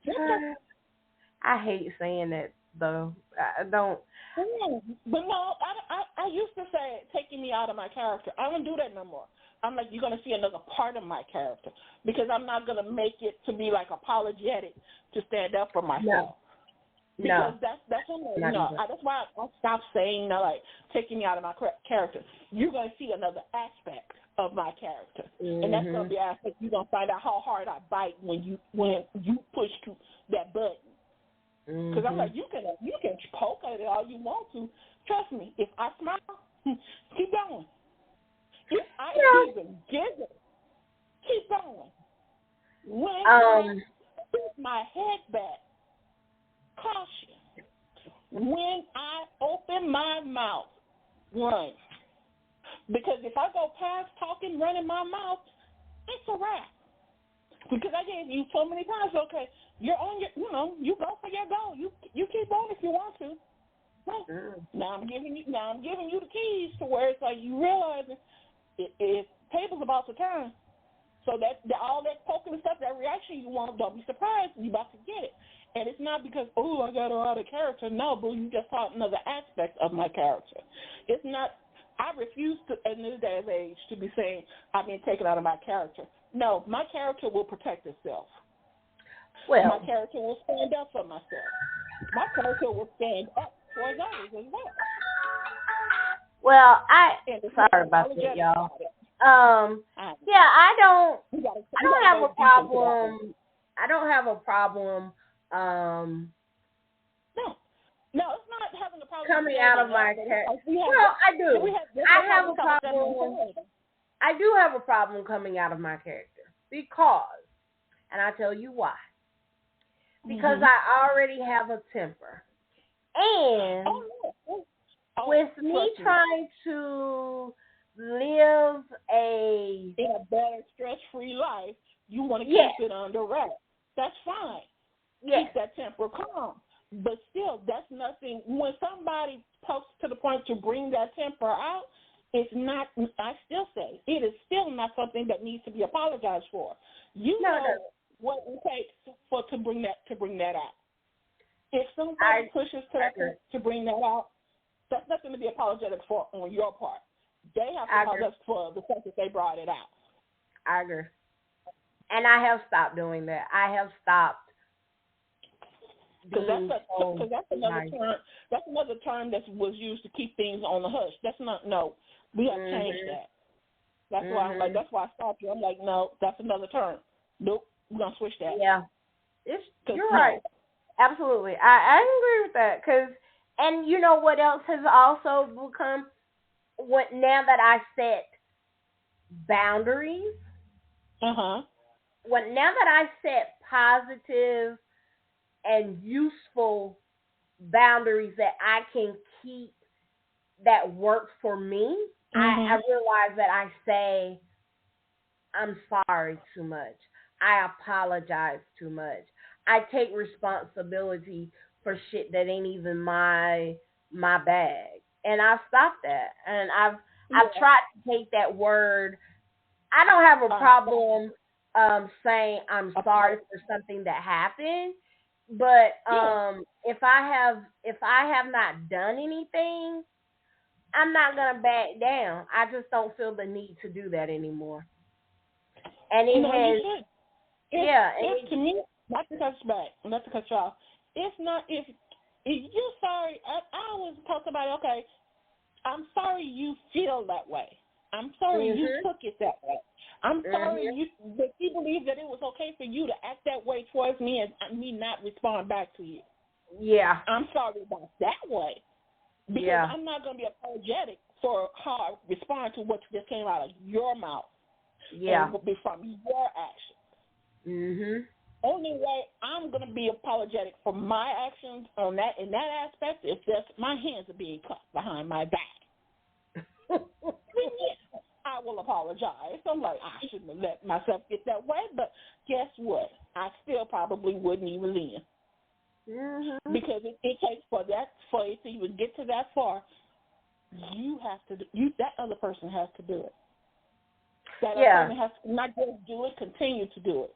Because even if you can do it, trust me, we're the type of people, we're gonna report it and we're gonna let do you see this? Let other people know. So before I go any further, it's gonna be known. Okay, shit show is about to start. And it's going to be, so it's, once again, it's going to be, I don't know, I apologize. You thought that was okay and you didn't think anything was going to happen. But I will. And you know what I like about myself now that I do? What? I walk the fuck away. See, I've done that so much, people take that as just me being passive. I don't care. No, but it's to a grander scale, to a point where I'm like, y'all do. I have to remind people. You do remember as soon as you heard the first cuss word out of my mouth, you heard them pulling me away because you knew what was coming in. Yeah. I have to remind people. I'm like, because my father raised me enough. People say my quiet side is my mother, and that is true. It's like that. My mother is the angel on my shoulder. Now that little devil, that's my daddy. And that's that go on a cussing spree, go from the head to the toenail, and that's my father. And that's on my other side. Me and that man, we rock steady to the point where I could put him like, we good. I'm like, so I listen to my father and I listen to my mother. You pick which one I need to pay attention to. And then I let them continue. So they make their choice. Oh, I'm listening to you. I had a text come through my phone. Did you hear my phone ring? Yeah, I'm trying to tell them how to talk to me while I'm still doing the show. But yeah, I get you. I understand that. So I don't know. I've always, but that's just something about me. It's not something I learned at a later time in life. I guess because the way that I grew up, I had to be that way from jump. Because I've always dealt with people trying to. Hey, I was a fat, obese-sized kid with high self-esteem, going around into the hood where if my head was up high, they thought that I was acting like I was high and mighty. So everybody was like, "Oh, we're gonna bring her down." I'm like, "You gonna learn that box, bro? Let's go." And when one person fell, another one would try. So when I had days growing up and I was like, I don't feel like this today, I didn't have no problem about staying home. My mother was just like, girl, go watch the soap opera with me. Tell me what I'm about to miss while I'm in the kitchen. My village was a village around that time. So I'm like, I always knew, okay, you going when you going way too far. But also, you also know, did you do something to create the situation? If you said or did something that could possibly make it go that way, then you deal with it. But when you realize, when the answer to those questions is no, you automatically know it's just them trying you. Ignore. They're like, but if they want to try to put their hands on, you already know what to do. Just go in and show them. And it always ended up showing them to the point to where I had to show one too many times to where it took one person to go out of the classroom and tell how this one guy kept trying to, he found out my nickname in a math class, because this one math class in middle school, everybody had a really bad name. Like, even the teacher had, like, some wrestler name. And he found out what it was, so he tried to call himself teasing and bullying outside of that class because he thought he was cute. He could get away with it. And it was in a home ec class of all classes. And he thought, he thought he was going to bully and do all this stuff. I'm like, he tried to do a punch, and it didn't stick, and my hand went for that throat, and his butt was against the wall. Everybody was in that class talking about how his feet was not touching the ground. Yeah.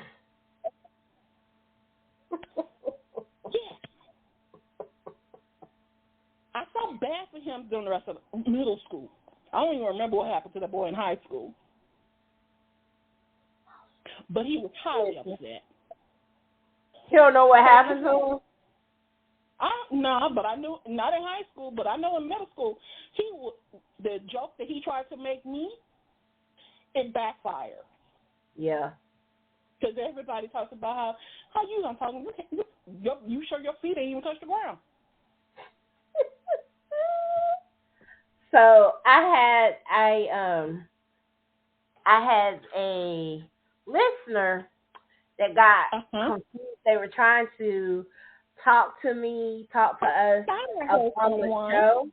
Yeah, but they were trying to text through the call-in number, the 515 number, and they didn't understand that it's just the call-in number for the show.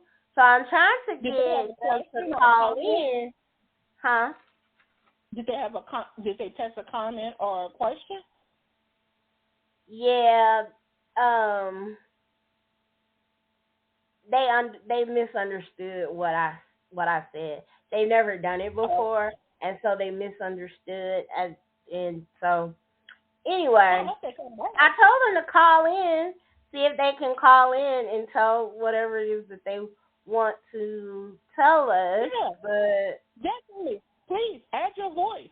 Exactly. That could go with what we're saying, please, by all means. Yeah, exactly. But you don't have very long, so if you want to call in, add to my sarcasm. It will be funny. The more, the better. Yeah, because I told her earlier, I mastered in this one. Yes. You were right. I think that's why I'm so single. I'm trying to. But anyway, I'm sorry. So I don't know if he's gonna try to call in or if he can call in. He might not be able to call in now. Because the show is almost over. Comes on to the next show. Yeah, definitely so. I have a question. Yes. What was, and it's about dating. Okay. What, have you ever been in a situation where the guy is trying to impress you with something, and they're trying to impress you, so you reciprocate, and it ended the whole dating situation because they felt like they couldn't compete in that quick of a moment? Kind of, sort of, yes, I have had that happen. I want to know, because I'm like, because I've always felt like nobody will believe me when I say my experience. It wasn't necessarily a trying to impress them with monetary things, like that. It doesn't really have to be monetary. Okay. It's just like, it was my house. Okay, I'm gonna give my experience to get that idea. It's like, No, because when I tell the story, people think because of my sarcasm, I'm just making something up just to be funny. And I'm like, no, this really happened. This is what I go through. Okay. This guy, we're just over the phone. It's like just conversating on the phone. It hasn't gone anywhere to where it's like first it's like you move from texting to where finally you start talking. And it's like I went on a trip to Arkansas to visit my first great niece, and it's like he's talking to me while he's working and whatever, and he sends me this picture, and it's him with our, at that time, mayor. And I was like, that was cool. At first I was like trying to think, he talked about, that he lived in that same neighborhood or whatever. So I'm thinking, like, is this with you hanging out with him at home? Or it's like, whatever. It's basically he was at some event and he was able to take a picture with the mayor. And still, that was cool. That was something he was proud of. Yeah. And, he wanted to impress. Remember how I said about the Museum of Fine Arts? Yeah. With my name on it. Mm-hmm. I sent that.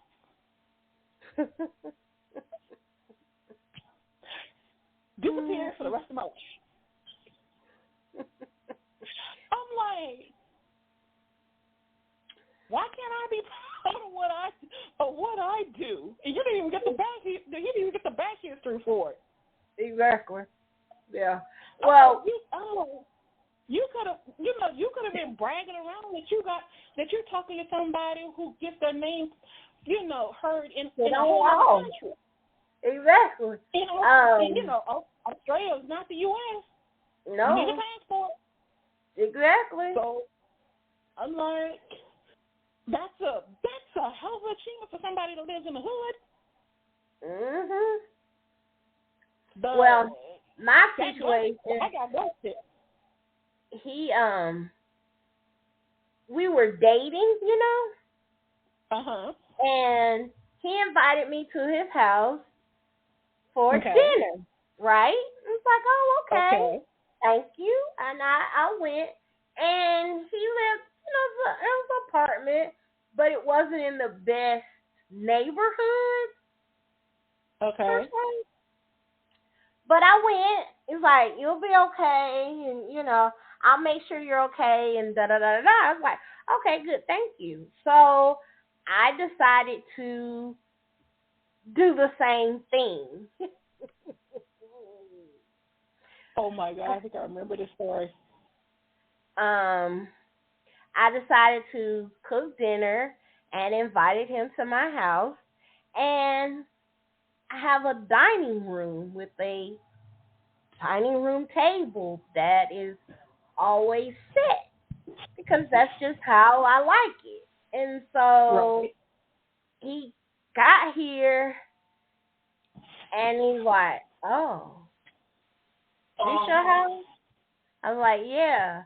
And so I had a dining room set, for 2 people.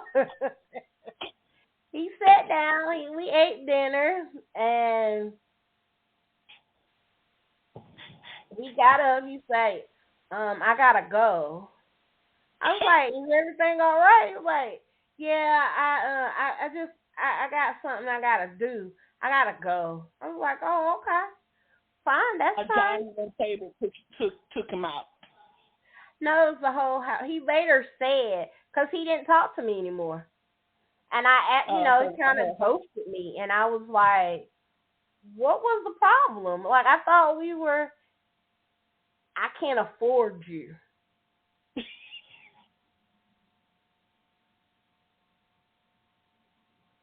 I didn't know I was needed to be paid for. That's what you see how quiet I am? Mhm.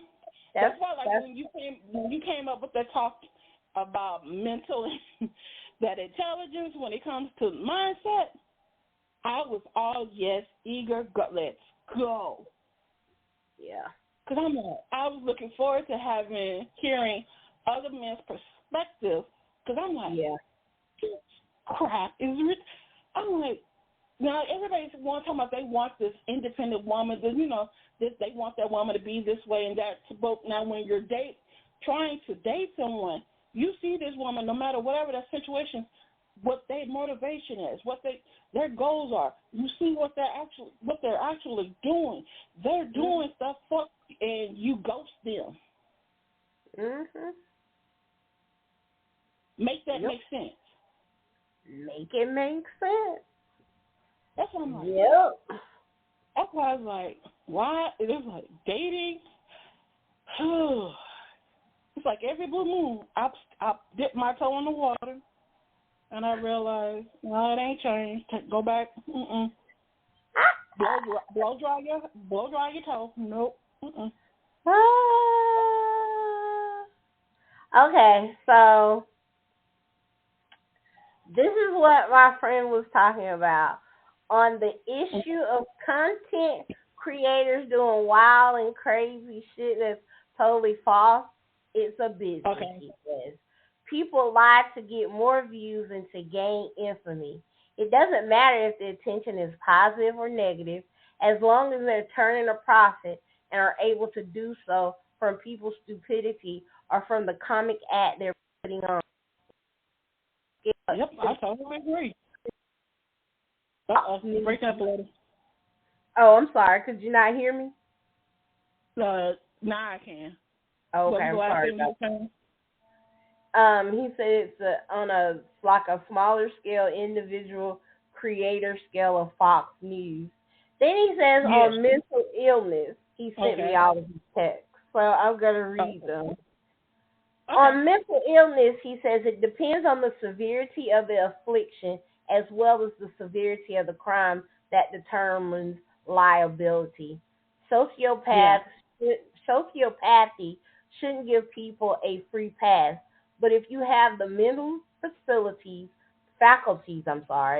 of a toddler, you will almost certainly get a pass for just about anything, because that kind of person is incapable of understanding the gravity of their actions or have any real understanding of morality. The type of mental illness 100% matters, as does its death. Yeah. Then he says, that will always have mentally. He could be close to 30. I can say right now his mindset will always. If he's 30, he's barely turning into his 20s. No, because it was because of the way he was born. He was born a crack baby, so he mentally does not have the mental capacity of a normal adult. Okay. But that doesn't. I'm sorry, I wasn't asking about that. Let me apologize. No, you didn't know. No, it's fine. It's because it's like until somebody hears the full story, it's like it's still a case by case, because you have to still have to take in consideration his environment. So his environment, he still, if he does something bad, he still has to pay the price. But there's like I said, when it comes to the sentencing, it takes in that mental issue does come into play. So that's where, like, okay, he gets a lesser sentence because he doesn't get a pass because he has it, but it gets evaluated because of it. Mm-hmm. So that's why I'm like, I agree. You're right. It does. So this is his last note about being friends, male friendships. He says, I blame male horniness for why more adult friendships with men don't work than they do. A good male friend almost certainly wants to have sex with a woman, even if they're too polite or shy to actually say anything about it. That's what I was laughing about. Because that's so true. It's so true. It is so true. I just rest my friend. I love him to death, but I still, at the same breath, want to wring his neck. Yes. because he put me in. I'm like, Dallas is like a 4 to 6 hour drive from where I live. Mhm. And my name got put into so much of his marriage drama. Oh, bid, no. And I'm like, I'm here in Houston minding my own business. Like, what the hell? I couldn't even go to his funeral. Oh no. I couldn't, because I'm like, I was his what if. Mhm. I'm like, bro, I've told you once, a few times, divorced. That's what if. Mhm. I love you, I've been with him. We've known each other since high school. Mhm. And he was there when my mom passed. We met through a mutual friend where that friend is the friend I told you about that I was helping at the fire academy. Yes.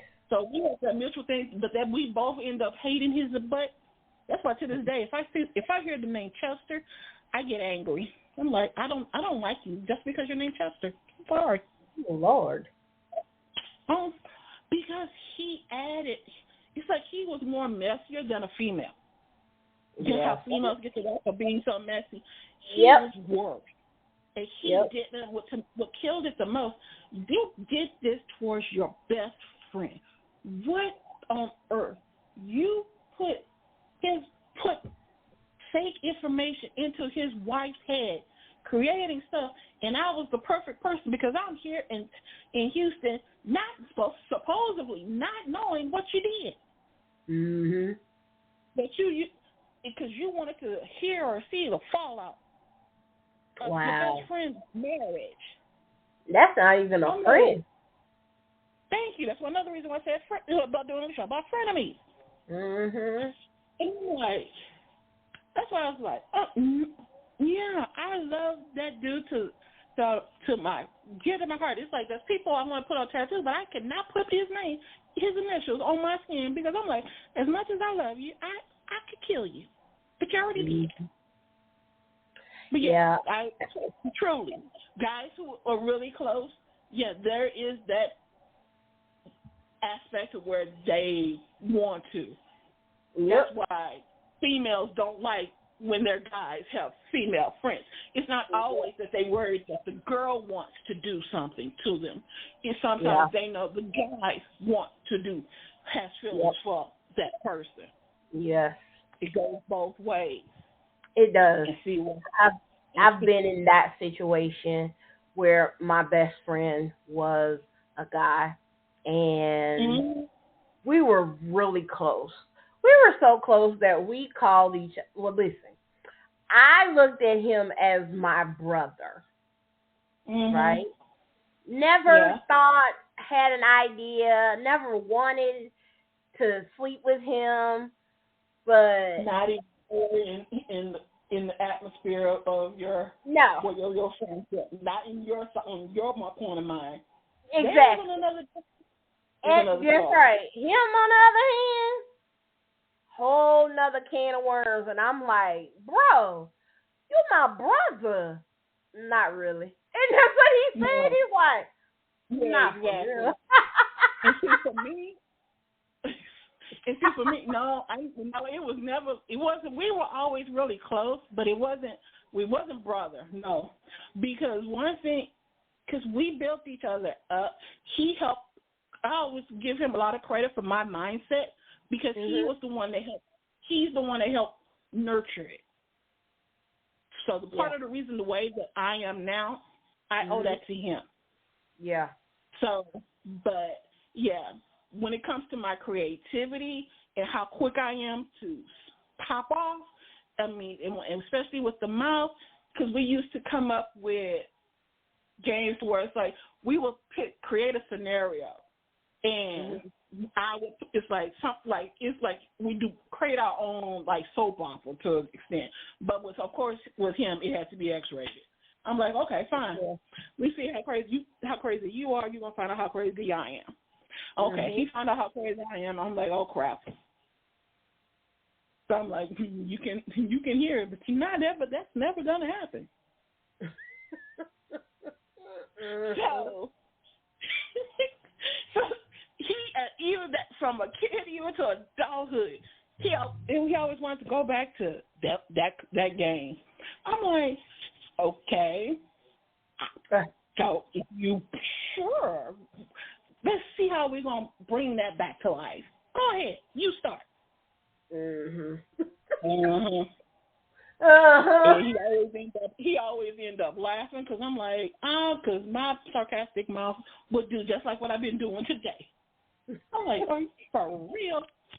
Yeah. So and he's like, that's why I said it. I'm like, you got, that's why I said it live. But okay. Yeah, it's crazy. And what's so sad is I really miss my friend, but he got a girlfriend. And his girlfriend, I'm like, she told him she didn't like me, and I'm like, well, hell, it's you she got to worry about. You the one be talking nasty to me. But I know that's why I say girlfriends when they don't want to have anything to do with that guy friend having a girlfriend. Yep. It's because they know it's either one of them don't want the other, and they don't really want to be looking at the man wanting to be. It's going to be the man going to be the girl. So you just get the girl out the scenario. And I'm like, no, that's not going to happen because there's going to be another girl. So it is, and it is going to be another girl. Your best bet is to get to know that girl, see what it is about that girl that has him drawn, so that way you can, hey, this is what I need to do. Put your own spin on it for it's more you. You're not saying try to educate her, but you try to understand it. And I've had it happen, like my husband, he had a lot of female friends. And when we got together, a few of his female friends did not like the situation. No. They did not like it. And when I met one or two of them, you could tell, like, they were like, oh no. Oh no, yeah, they was like, oh no. Trust me, I've been there more than one time. Because like I said, dealing with frenemies, I tend to have more guy friends than I do girlfriends.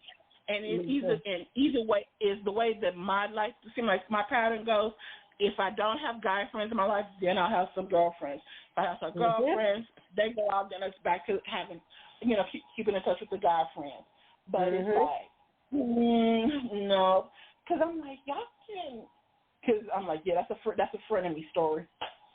Yeah. I'm like, nah, because when two friends try to hook up without telling me, and I'm like, why would I care? Oh, because the guy that you call yourself hooking up is the one that I told you I liked, and you decided to go do him, but yet you had him coming around my house acting like he was coming to see me, but it was actually to come see you, and then when I caught on, you had an issue.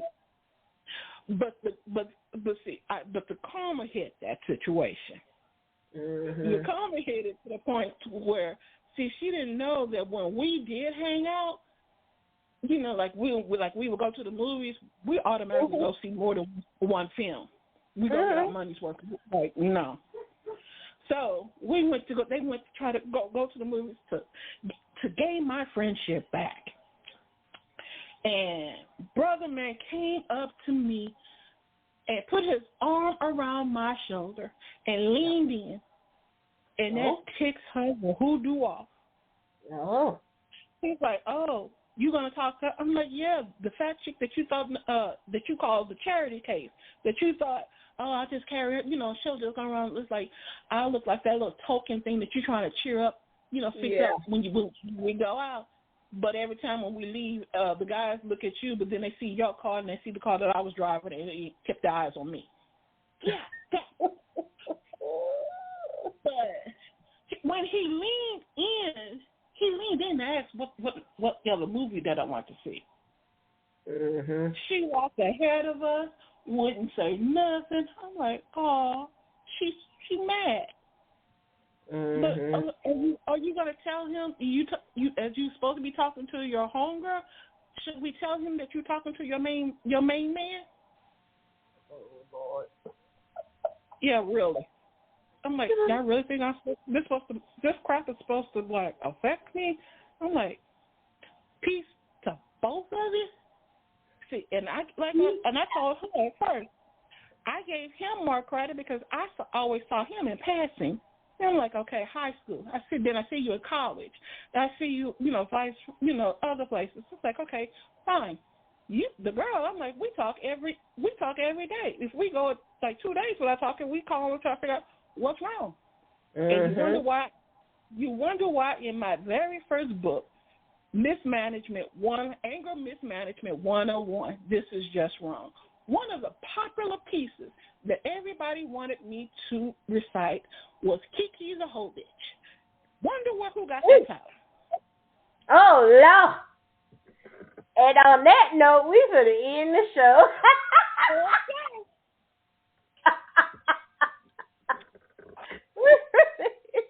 Never pick off a writer. We might not hit you, we'll write about you.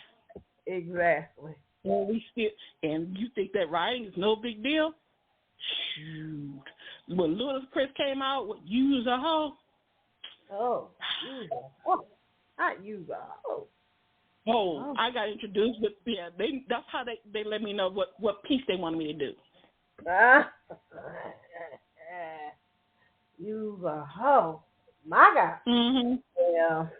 Yeah. This has been a fun night. Thank you. I told you. As always, thank you. It's been a really interesting night. I want to say we go let that go. You gonna ask me to try to find that freaking piece? Nah, I might. Good, because I ain't gonna lie to you. Look, I ain't gonna lie to you. I might find it. I already know. That's what I'm trying to think. In what box did I put that in? Go and find out. Wait. That's the oldie but goodie. Yeah. Because I had that. I had to find out what happened to your teeth. What? Girl, I said the title of the book was Anger Mismanagement 101. This is just you wrong. You had a poem about somebody's teeth? It was straight. The whole book was straight dissing. It became popular because everybody wanted to know who was what, which piece was about who. Who you talking about? Yeah, that's why it became. First, it was initially for friends, but it got spread around so much that it turned into everybody wanted to know. It's like a who's who. They want to know who's Poetic Skeletor. They kind of knew this, but like it was two options. Yeah. So they were trying to. It was always trying to figure out who. Trying to figure out who. Well, just give a writer a reason to write. I mean, go on and try to find that whole book. You need to find that first so I can read it. But anyway, I'm going to end this show for tonight. I want to thank everyone for listening in to another episode of Night Talks with Sasha. Let everybody know where they can find you, Miss Gibbs. You can find me on Facebook or on hpsmagazine.com. If you want to contact me for submissions or wanting to do an article, or we have a brother and sisters review where you can give your point of view about whatever hot topic or a topic you think needs to be expressed. You can write in your views on it, and it can get published on hpsmagazine.com. You can reach me at Deidre Gibbs 406 at Gmail. All righty. Thank you. So next week I will not be here. I'm gonna take a break. Not a break, but I'm just taking that Friday off. Taking a day off. Yeah, just taking a day off. We're gonna take a Friday off, and then we're coming back. And when we come back, your girl gonna be in the hot seat, and she's gonna get interviewed. Your girl, meaning me. So it's gonna be interesting. I can't wait to see what Miss Gibbs and Riri got in store. It is definitely going to be. It's definitely going to be an interesting night. So definitely, yeah. See how crazy I am now? Just imagine. Ooh. Yeah. So that's gonna be the 15th, the Ides of March. March 15th, we're gonna have that show. So definitely stay tuned for that. Like I said, that's gonna be an interview, and then also later on in March, I'm gonna have Unique from Juicy Peaches. You guys know her before; she's been on before, so she's gonna be on again talking about the Supersize Expo and some other things that are gonna happen in June. So she's gonna be on one day in March. I gotta get the date. Yep. I haven't got the date. Well, I gotta get a pinpoint a specific date that she's gonna be on, and I will let you all know. And you can find it on my social media. You can find it on Facebook under Night Talks with Sasha. You can find it on Instagram, and you will also be able to find it if you know my real name and you know me. Then you can find it on there as well. So, but I want to thank you all for listening to another episode of Night Talks with Sasha. And to my guest that was listening, Ryan, thank you. Next time, you gotta call in, boo. Gotta call in so that we can get you on air. Yes. But you have some good statements. Yes, very, very intelligent guy. So thank you all for listening. Have a great weekend. Be safe. It's gonna warm up. Still wash your hands and wear your mask. Wash your hands and wear your mask. It is unfortunately coming back. It's spreading again. COVID is making a return visit. So wear your mask and wash your hands. And wash out that nasty ass cell phone. Cause I know, y'all know that cell phone is nasty. When was the last time you took a Lysol wipe and wiped off sanitized that damn cell phone? You have it in the bathroom with you. Come on now. You got the hand sanitizer on your keychain. You can put it on a paper towel and just wipe. Yep. Put it on there. And the door handles to your car, to your house. Wipe it down. Anywhere that you normally touch, yep. Spray it. And I say that, yes, and I say that because your girl is just getting over COVID. The cases are popping up, starting up again. I know I got to say that even here. So please be very careful. Yep. Be very, very careful. That comfort level is not the same anymore. Nope. So make sure you take your wipes and your sanitizer and your mask. Wear your mask, y'all. It's okay. Like, it'll be okay. No one's gonna hold you, look at you sideways. If they do, then somebody have to tell them it's back. They'll catch on. They'll be trying to figure out where you got it from. Let them look. Shit, it's your life. But anyway, do what you need to do. Have a great weekend. Have a great weekend. Be safe, and I will see you on the next thing that's moving. As always, I am your girl, your diva, Sasha. And like I always say, Let's talk about it, okay? Okay. Bye, y'all.